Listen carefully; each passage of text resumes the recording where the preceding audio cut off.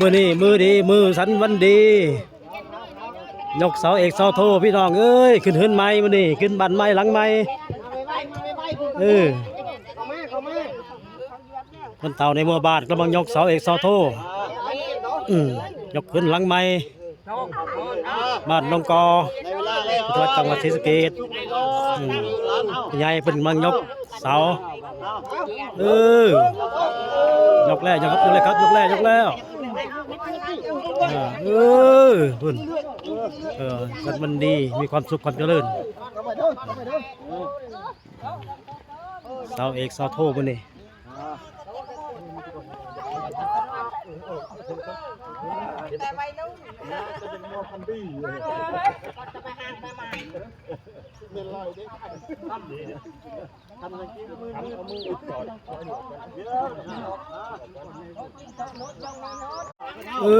มือนี่มือดีมือสันวันดี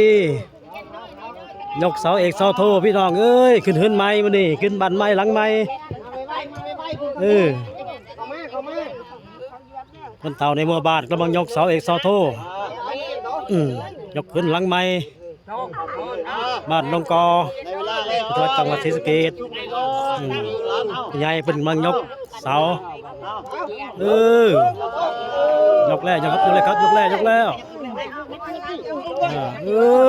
คุณมันดีมีความสุขความเจริญเสาเอกเสาโทมันนี่